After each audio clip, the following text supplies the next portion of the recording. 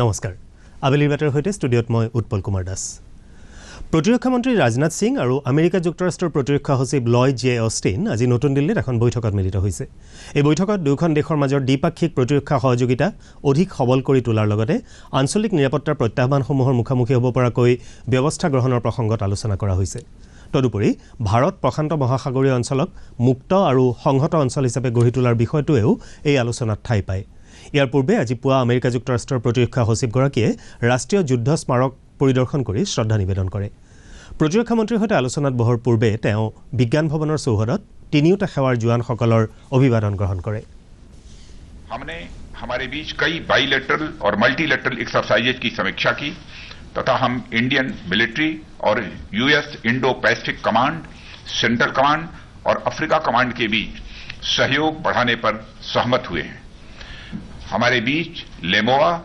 COMCASA और बेका समझौते हो चुके हैं यह स्वीकारते हुए हमने उनके फुल पोटेंशियल को रियलाइज करने के लिए आवश्यक कार्रवाई पर भी चर्चा की है भारत अमेरिका जापान और ऑस्ट्रेलिया के हाल में हुए फर्स्ट लीडर समिट ने फ्री ओपन और इनक्लूसिव इंडो पैसिफिक क्षेत्र को बनाए रखने के हमारे संकल्प को दोहराया है हमारी चर्चा के दौरान हमने कुछ गैर पारंपरिक चुनौतियों जैसे कि तेल रिसाव और पर्यावरणीय आपदाओं नशीले पदार्थों की तस्करी और इलीगल अनरिपोर्टेड और अनरेगुलेटेड फिशिंग आदि को संबोधित करने के लिए क्षमता निर्माण की आवश्यकता भी জ্যেষ্ঠ বিজেপি নেতা তথা প্ৰধানমন্ত্ৰী নৰেন্দ্ৰ মোদীয়ে কৈছে যে পশ্চিমবংগত এইবাৰ প্ৰকৃত পৰিৱৰ্তন সাধন হ'ব পশ্চিমবংগৰ খড়গপুৰত এখন নিৰ্বাচনী সভাত ভাষণ দি আজি মোদীয়ে কয় যে তৃণমূল কংগ্ৰেছে বিগত 10 বছৰত ৰাজ্যখন ধ্বংস কৰিলে প্ৰধানমন্ত্ৰী পশ্চিমবংগৰ শাসনাধিষ্ঠিত তৃণমূল কংগ্ৰেছৰ নিৰ্বাচনী ইস্তাহাৰৰ সমালোচনা কৰি কয় যে ৰাজ্যখনক ধ্বংসৰ মুখলৈ লৈ যোৱাৰ পাছতো দলটোৱে এতিয়া ৰাজ্যবাসীক 10টা প্ৰতিশ্ৰুতিৰে আভুৱা ভাৰিব খুজিছে পশ্চিমবংগৰ আসল পৰিৱৰ্তনৰ সংকল্পৰ বাবে তেওঁ খড়গপুৰলৈ অহা বুলি উল্লেখ কৰি মোদীয়ে ৰাজ্যখনৰ পিছপৰা অঞ্চলত পৰিষ্কাৰ খোৱাপানী যোগান অনুসূচিত জনজাতিৰ সংস্কৃতি ৰক্ষা শীতলীকৰণ ভঁৰাল স্থাপন আৰু কৃষি খণ্ডৰ উন্নতিকে ধৰি বিভিন্ন উন্নয়নমূলক কামৰ প্ৰতিশ্ৰুতি দিয়ে एक दिशा में धक्का मारते हैं कि नहीं मारते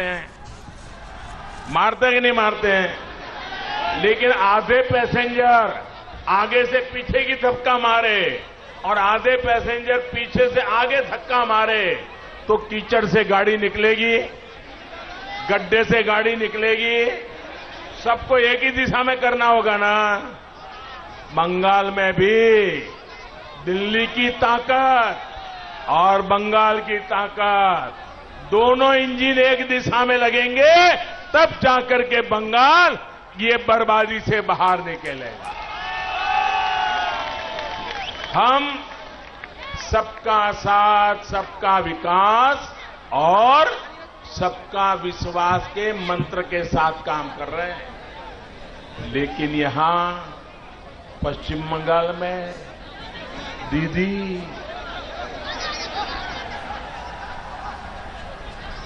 ये दीदी অসমৰ সমাগত বিধানসভা নিৰ্বাচনৰ প্ৰস্তুতিৰ বুজ লবলৈ ভাৰতৰ নিৰ্বাচন আয়োগৰ এটা দল অহা 22 মাৰ্চত অসমলৈ আহিব এই দলটোত আয়োগৰ সচিব প্ৰধান উমেশ সিনহা সঞ্চালক প্ৰধান ধৰ্মেন্দ্ৰ শৰ্মা আৰু প্ৰেছ ইনফৰমেশ্যন ব্যুৰোৰ অতিৰিক্ত সঞ্চালক প্ৰধান তথা মুখপাত্ৰ শেফালী বি শৰ্মা আৰু অন্যান্যসকল থাকিব 22 মাৰ্চৰ দিনা আয়োগৰ দলটো গুৱাহাটীত উপস্থিত হোৱাৰ পাছতে তেওঁলোকে তেজপুৰলৈ ৰাওনা হ'ব আৰু তাত প্ৰথম পৰ্যায়ত নিৰ্বাচন হ'বলগীয়া জিলাসমূহৰ উপায়ুক্ত আৰু আৰক্ষী অধীক্ষকসকলৰ লগত এখন সভাত বৰ্তমানৰ পৰিস্থিতি সম্পৰ্কে পৰ্যালোচনা কৰিব একেদিনাই আয়োগৰ দলটো গুৱাহাটীলৈ উভতি আহি সন্ধিয়া মুখ্য নিৰ্বাচনী বিষয়াৰ লগত এখন পৰ্যালোচনা বৈঠকত মিলিত হ'ব চিৰাং জিলাৰ 33 নম্বৰ বিজনী বিধানসভা সমষ্টিত তৃতীয় পৰ্যায়ত হ'বলগীয়া বিধানসভা নিৰ্বাচনৰ পৰিপ্ৰেক্ষিতত কালি আবেলি বিজনী মহকুমাধিপতিৰ কাৰ্যালয়ৰ প্ৰাংগণত এটা আদৰ্শ ভোটগ্ৰহণ কেন্দ্ৰ তথা প্ৰশিক্ষণ পৰিচালনা কক্ষ মুকলি কৰা হয় বিজনী বিধানসভা সমষ্টিৰ নিৰ্বাচনী পৰ্যবেক্ষক হিচাপে নিয়োজিত নিৰঞ্জন কুমাৰ সুধাংশুৰ উপস্থিতিত বিজনী মহকুমাৰ ভাৰপ্ৰাপ্ত মহকুমাধিপতি তথা নিৰ্বাচনী বিষয়া ধ্ৰুৱজ্যোতি দাসে কেন্দ্ৰটো মুকলি কৰে ভোটগ্ৰহণ কেন্দ্ৰত ভোটাৰ ৰাইজৰ বাবে কি কি সুবিধা আগবঢ়োৱা হ'ব তাকেই আদৰ্শ ভোটগ্ৰহণ কেন্দ্ৰত আৰ্হিৰূপে উপস্থাপন কৰা হৈছে তদুপৰি বিজনী বান্ধৱ উচ্চতৰ মাধ্যমিক বিদ্যালয়ৰ 4টা ভোটগ্ৰহণ কেন্দ্ৰ আদৰ্শ ভোটগ্ৰহণ কেন্দ্ৰ হিচাপে স্থাপন কৰা হ'ব বুলি জিলা নিৰ্বাচনী বিষয়াগৰাকীয়ে প্ৰকাশ কৰিছে সমাগত নিৰ্বাচনৰ প্ৰতি লক্ষ্য ৰাখি ৰাইজৰ দলৰ সভাপতি তথা 108 নম্বৰ শিৱসাগৰ বিধানসভা সমষ্টিৰ প্ৰাৰ্থী অখিল গগৈয়ে অসম আৰু অসমীয়াক প্ৰকৃত সুৰক্ষা দিব পৰা যোগ্য প্ৰাৰ্থীক বিচাৰি উলিয়াবলৈ জনসাধাৰণলৈ আহ্বান জনাইছে। আটাইতকৈ সম্ভাৱনাপূৰ্ণ প্ৰাৰ্থীক আসন্ন নিৰ্বাচনত জয়ী কৰাবলৈ আহ্বান জনাই কাৰাগাৰৰ পৰাই অখিল গগৈয়ে লিখা এখন চিঠি দলৰ উপদেষ্টা সীতানাথ লহকৰে আজি সংবাদমেলৰ জৰিয়তে প্ৰকাশ কৰে। দলটোৱে প্ৰথম আৰু দ্বিতীয় পৰ্যায়ৰ নিৰ্বাচনত সৰ্বমুঠ 86টা সমষ্টিৰ 21টাত প্ৰাৰ্থিত্ব দিয়াৰ কথাও ঘোষণা কৰিছে।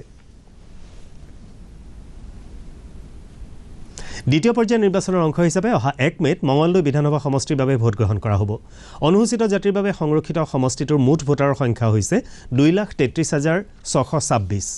নিৰ্বাচন সুকলমে সম্পন্ন কৰাৰ বাবে জিলা প্ৰশাসনে ইতিমধ্যে 355টা ভোটগ্ৰহণ কেন্দ্ৰৰ ব্যৱস্থা কৰি 7টা মণ্ডল আৰু 21টা খণ্ডত বিভক্ত কৰি বিষয়াসকলক নিয়োগ কৰিছে বুলি জিলাখনৰ উপায়ুক্ত দিলীপ কুমাৰ বৰুৱাই সদৰি কৰিছে। আনহাতে ভোটদানৰ জৰিয়তে নিজৰ অধিকাৰ সাব্যস্ত কৰি এখন দুৰ্নীতিমুক্ত নিকা ভাৱমূৰ্তিৰ চৰকাৰ গঠনৰ বাবে সমষ্টিটোৰ ভোটাৰসকল সাজু হৈছে বুলি আমাৰ সংবাদদাতাই জানিবলৈ দিছে। মহানগৰীৰ কালাপাহাৰৰ লুটুমা অঞ্চলত অৱস্থিত হেল্পিং হেণ্ডছ বৃদ্ধাশ্ৰমত NCCৰ 1 নম্বৰ অসম বেটেলিয়নে আজি সমাজ সেৱামূলক কাৰ্যসূচী গ্ৰহণ কৰে। সেই উপলক্ষে NCCৰ গোটটোৱে বৃদ্ধাশ্ৰমৰ আৱাসীসকলৰ বাবে চাউল, দাইল আৰু খাদ্য সামগ্ৰীৰ লগতে নিত্য প্ৰয়োজনীয় সামগ্ৰী আৰু এটাকৈ মিক্সাৰ আৰু কুকাৰ প্ৰদান কৰে। অনুষ্ঠানটোত উপস্থিত থাকি NCCৰ গ্ৰুপ কমাণ্ডাৰ JC তালুকদাৰে কয় যে NCC কেডেটসকলক মানৱীয়তা সম্পৰ্কে শিক্ষা প্ৰদানৰ উদ্দেশ্যে সময়ে সময়ে এনেধৰণৰ পদক্ষেপ গ্ৰহণ কৰি থকা হৈছে। অনুষ্ঠানত NCCৰ কমাণ্ডেণ্ট অফিচাৰ আৰু অন্যান্য ভালেসংখ্যক বিষয়াই অংশগ্ৰহণ কৰে। Delighted to be present here in this old age home.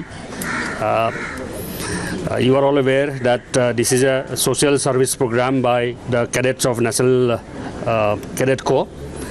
And we from the Guwahati group has organized this very little kind of gratitude to this organization called the Old Age Home. Assam সাহিত্য সভাৰ শিশুৰ অনুষ্ঠান কুহিৰ উদ্যোগত আজি তেজপুৰ সাহিত্য সভা ভৱন প্ৰেক্ষাগৃহত বিশ্ব সাধুকথা দিৱস পালন কৰা হয়। এই উপলক্ষে 5গৰাকী বয়োজ্যেষ্ঠ মহিলা ডক্টৰ স্বাধীনতা মহন্ত, কল্পনা কলিতা, জুৰি কলিতা, হেমলতা পাঠক আৰু মীনাক্ষী শৰ্মাই অৰ্ধশতাধিক শিশুৰ আগত সাধুকথা কৈ শিশুৰ মানসিক বিকাশৰ ক্ষেত্ৰত সাধুৰ প্ৰাসংগিকতা আৰু সাধুকথাৰ ভূমিকা প্ৰাসংগিক কৰি তোলে।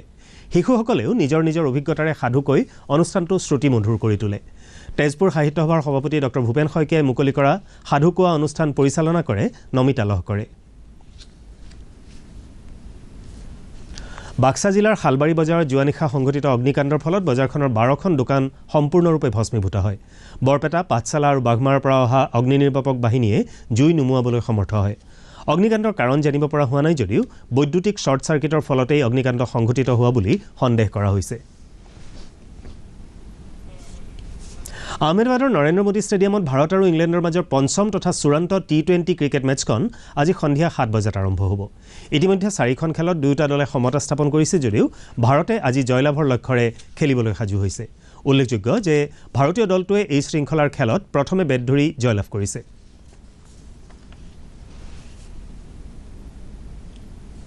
ভাৰত আৰু ইংলেণ্ডৰ মাজত অহা 23 মাৰ্চৰ পৰা পুনেত হ'বলগীয়া 3খনীয়া এদিনীয়া আন্তৰ্জাতিক শৃংখলাৰ বাবে BCCIয়ে 18জনীয়া ভাৰতীয় দলটো ঘোষণা কৰিছে। ভাৰতীয় দলটোত নতুনকৈ সূৰ্যকুমাৰ যাদৱ, প্ৰসিদ্ধ কৃষ্ণ, মহম্মদ সিৰাজ আৰু কুণাল পাণ্ডিয়াক অন্তৰ্ভুক্ত কৰা হৈছে। বিৰাট কোহলি নেতৃত্বাধীন ভাৰতীয় দলটোৰ আন খেলুৱৈসকল হৈছে ৰোহিত শৰ্মা, শিখৰ ধাৱান, শুভমান গিল, শ্ৰেয়াছ আয়াৰ, ঋষভ পন্ত, KL ৰাহুল, যুজৱেন্দ্ৰ চাহল, কুলদীপ যাদৱ, ৱাশ্বিংটন সুন্দৰ, T নটৰাজন, ভুৱনেশ্বৰ কুমাৰ আৰু চাৰ্দুল ঠাকুৰ। দেশত কোভিড-19ৰ সংক্ৰমণ পুনৰ বৃদ্ধি পোৱাৰ পৰিপ্ৰেক্ষিতত কেন্দ্ৰীয় গৃহ মন্ত্ৰণালয়ে সকলো ৰাজ্য আৰু কেন্দ্ৰীয় শাসিত অঞ্চললৈ উপযুক্ত ব্যৱস্থা গ্ৰহণ কৰাৰ লগতে নিৰাপত্তা ব্যৱস্থাও কঠোৰভাৱে বলবৎ কৰিবলৈ নিৰ্দেশ দিছে। ৰাজ্যসমূহৰ মুখ্য সচিব আৰু কেন্দ্ৰীয় শাসিত অঞ্চলৰ প্ৰশাসকসকললৈ লিখা এখন চিঠিত কেন্দ্ৰীয় গৃহ সচিব অজয় ভাল্লাই চৰকাৰৰ নীতি নিৰ্দেশনা কঠোৰভাৱে মানি চলাৰ লগতে মাস্ক পৰিধান কৰা, সামাজিক দূৰত্ব মানি চলা আৰু হাত ধোৱাৰ ওপৰত বিশেষভাৱে গুৰুত্ব আৰোপ কৰে। এই সন্দৰ্ভত ৰাইজৰ মাজত সজাগতা সৃষ্টি কৰিবলৈকো তেওঁ আহ্বান জনায়।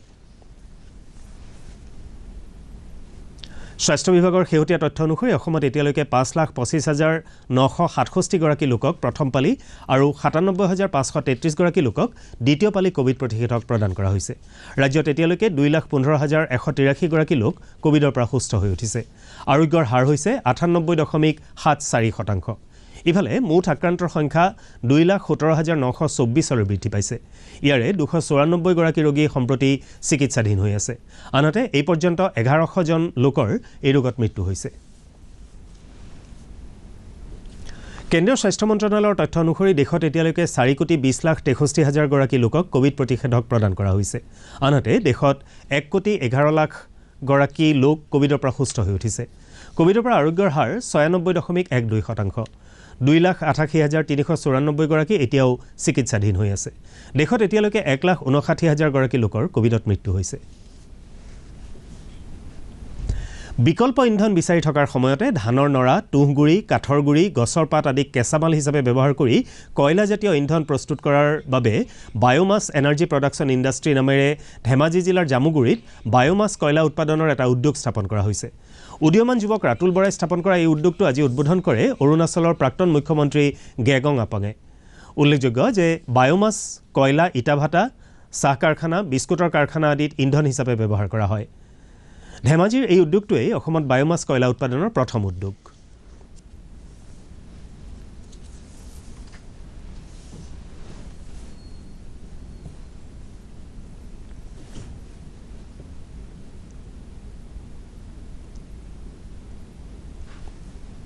গুৱাহাটী দূৰদৰ্শন কেন্দ্ৰৰ বাতৰি আৰু অন্যান্য অনুষ্ঠানসমূহ আমাৰ ইউটিউব চেনেল DD নিউজ গুৱাহাটীৰ যোগেদিও চাব পাৰিব।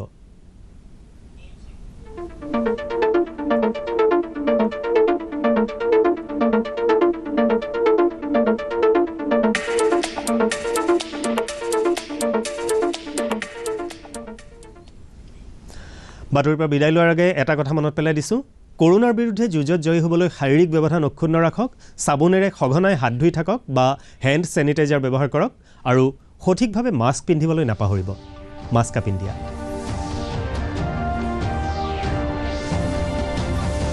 আবেলিৰ বাতৰি মানে পৰৱৰ্তী বাতৰি সন্ধিয়া 6:30 সম্প্ৰচাৰ কৰা হ'ব। নমস্কাৰ।